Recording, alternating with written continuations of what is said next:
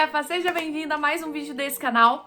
O estilo do vídeo de hoje vai ser um pouquinho diferente. Eu tô até aqui sentada no chão, que eu quero passar a impressão que você esteja comigo, assim, cara a cara, que nós estamos conversando mesmo, num papo de amigas, sabe? Então hoje eu quero que esse vídeo seja um verdadeiro papo de amigas, que eu vou te dar alguns conselhos como uma irmã mais velha, de 4 erros que eu cometi quando eu comecei a vender, e eu não quero de jeito nenhum que você cometa esses erros. Antes da gente começar esse nosso bate-papo, vai rodar a vinheta aqui, e enquanto roda, eu vou pedir pra você que, se esses vídeos aqui do canal te ajudam, se você gosta desses estilos de vídeo, pra você não esquecer de deixar seu like, e se você ainda é chefa aqui e não é inscrita no canal, não deixe de se inscrever e de ativar o sininho também, tá bom?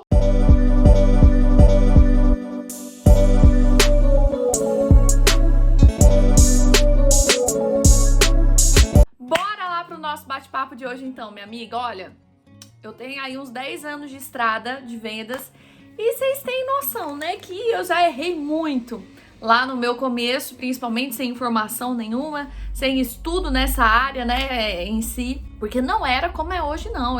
Esse canal aqui eu dando dicas, ajudando vocês, mas nunca que eu encontrava na minha época. Então, assim, o que eu aprendi assim, na prática, ralando mesmo. E eu já vou começar a falar aqui, então, o primeiro ponto, primeiro erro que eu cometi. Olha, todos os outros erros são ruins, né, afinal foram erros, mas esse primeiro eu acho que foi o pior de todos, que eu acho que, assim, foi o único que fez eu quase quebrar, quase fechar a loja por conta dele, que foi vender fiado. Gente, esse erro é um erro que muitos principiantes cometem, porque a gente tende a achar que se a gente não vender fiado, a gente não vai vender.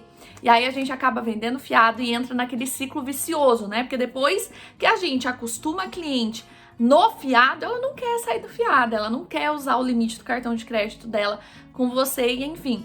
Então o fiado foi um erro muito grande que eu cometi. Eu vendi assim, olha, eu acho que eu não tinha uma venda que não era fiado no meu começo, viu? Eu vendia tudo fiado, e aí o que acontecia? Eu não via lucro, né? Porque afinal meu dinheiro tava todo picado nas mãos das pessoas, e quando recebia também era picado, então era muito difícil de ver lucro. E também eu levei muito cano, né? Mesmo eu fazendo a notinha, gente, a promissória, eu já pus várias promissórias no pau, inclusive, mas não adiantou absolutamente nada.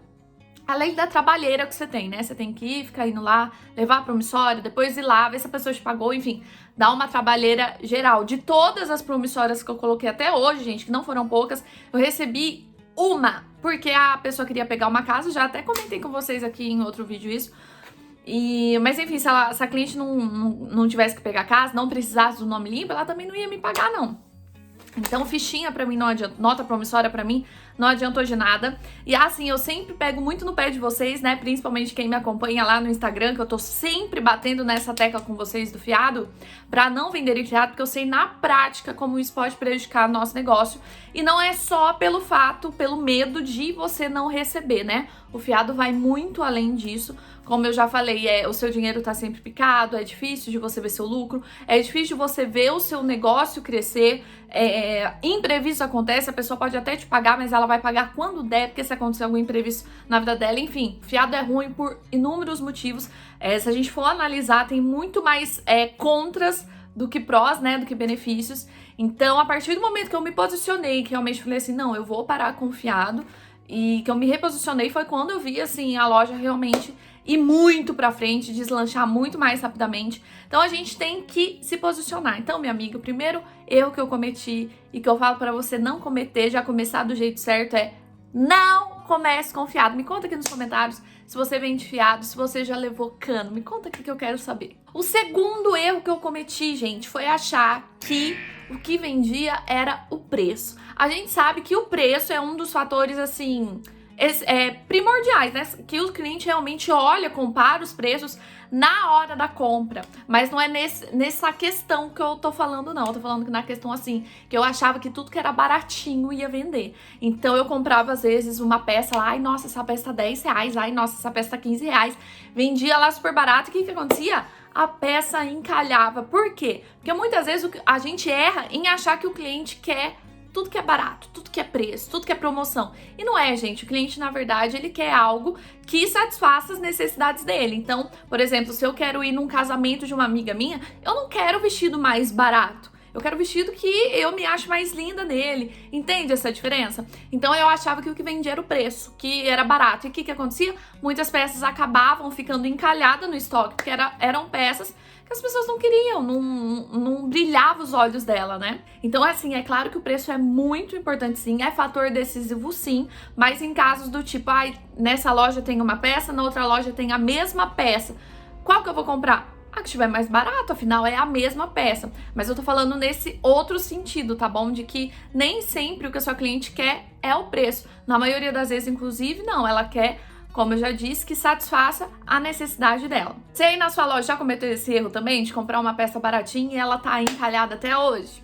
Terceiro erro que eu cometi muito, gente, foi comprar tudo do meu gosto. No começo, imagina, eu comecei há uns 10 anos atrás, eu tinha lá meus 17 anos e meu gosto mudou muito hoje, né? Mas eu lembro que lá nos meus 17 anos eu gostava tudo com muito brilho, aquelas peças mais chamativas e tudo mais. Eu trazia aquilo que eu achava lindo, aquilo que eu achava belo, aquilo que era do meu gosto.